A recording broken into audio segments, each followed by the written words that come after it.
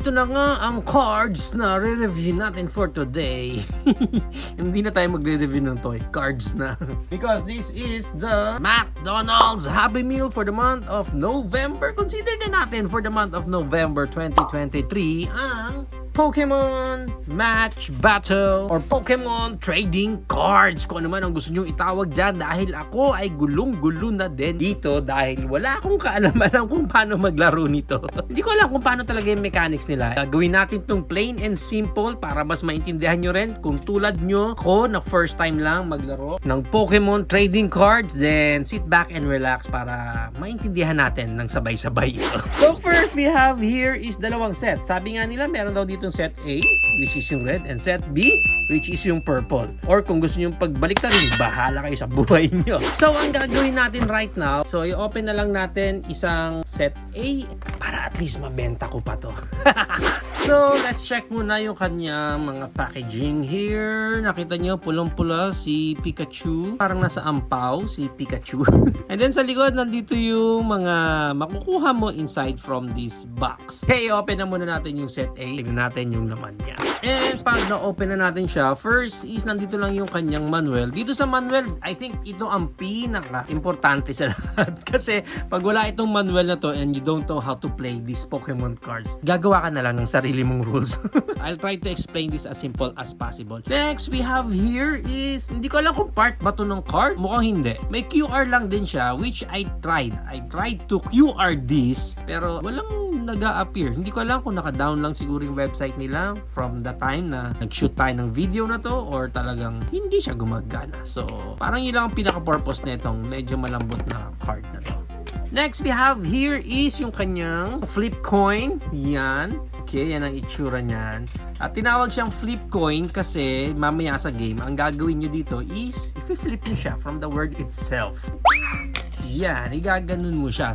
And then, we have here na yung ating Pokemon deck of cards. Madali lang i-peel off itong lagayan niya kasi para siyang paper. Ayan, no? Diba? Napipil. So, you don't need to use your scissors na. Of course, wag nyo ipipil dyan sa gitna. Pag dyan mo sa gitna pinil, di punit din yung cards mo. Anyway, ito na yung mga Pokemon cards doon sa loob. And you only have 4 pieces lang. Merong holographic. Wow, nice. Shining, shimmering. Now, para mag-start kayo sa game na to, you need 4 players. Okay? Kasi yung 4 players na yon, halimbawa lang na binuksan na natin lahat ng decks na yan. So, syempre, bubunot kayo ngayon doon. Si player 1, meron na siyang isa. Si player 2, bubunot na rin siya.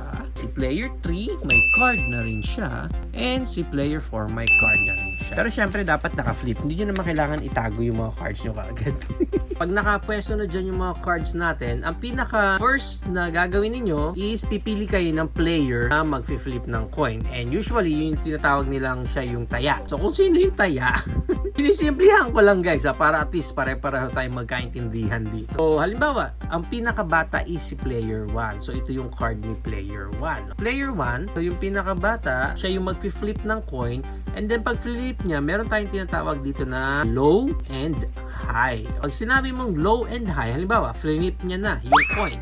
Okay, so ibig sabihin high. So yung high, yung pinakamataas na number, yun ang mananalo ng points. Okay, parang point system din naman siya. For example lang, napunta naman kayo sa low. Ang magiging labanan nyo kung sino ang may pinaka-low na power. So parang ganun lang siya lumalabas. Yun ang importance nung low or high para at least alam nyo kung saan kayo magre-range. Now, saan nyo ngayon i-base yung low and high ninyo? Halimbawa, flip na ni player 1. Then, nung bumagsak ng ganyan, kung ano yung nakaturo na corner doon sa player, kung sino yung taya. Yun na lang, para medyo mag-gets natin ng konti. Sino yung taya? Kung ano yung nakaturo sa kanya. Halimbawa, ito sa kanya. Nakaturo ngayon is yung heart. So, since nasa high tayo, yung may pinakamataas na heart ang mananalo. So ngayon, i-check ninyo kung sino yung may pinaka mataas na heart. Makikita nyo yung heart according dito sa ating manual is nandito daw siya. Okay, so that means yun yung HP niya. So 70. 70 yun yung kanyang HP. Na natin yung the rest ng players kung sino ang may pinakamataas na HP. So lumalabas ngayon ang nagwagi ay si Kilowattrel kasi siya yung 120 eh. Then sunod 110, then 60, and then si Quaxley is 70 lang. Okay, so that means ang nagkaroon ng points dito is si player number 3. So si player number 3 naman ang magiging taya. So siya naman ang mag-flip ng coin. So halimbawa, flip niya ng ganyan. Nataon na napunta kayo sa low. And then yung low ninyo napunta doon sa batas natin. According doon sa batas natin, this is the number 2, the weight. Timbangan pala yun. Oo nga naman, weight. And then yung weight is makikita mo dito sa part na ito. 85 pounds siya. So ngayon, yung the rest ng players, check nyo kung meron bang mas mababa sa 85. Remember guys napunta kayo dito sa low. So hindi pataasan ang labanan nyo, but pababaan. 130. So talo na to agad. Oy, 5 lang siya. 13. So talo din siya.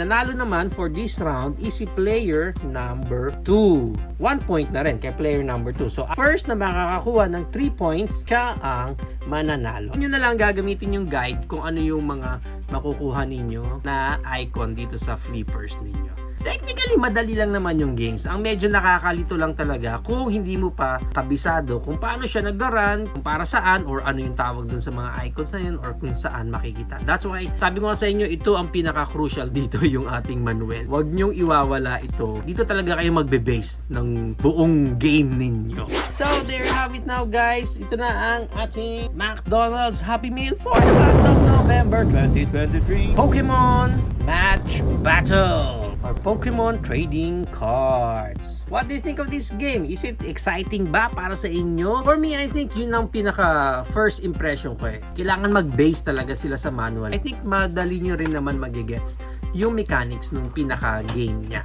And once na nalaro nyo na siya, once na na-explain nyo na, once na nandun kayo sa game na talagang alam nyo na yung gagawin ninyo, I think enjoyable naman siya. Medyo exciting din naman yung magiging laro ninyo. How much more kung ma-unbox ninyo lahat ng mga Pokemon trading cards na ito. Kasi, again, ang mangyayari dyan, bubunot kayo eh. And then, yun ang exciting part dun kung sino yung Pokemon card na makukuha mo. Tulad nga ng sabi nila, who's that Pokemon?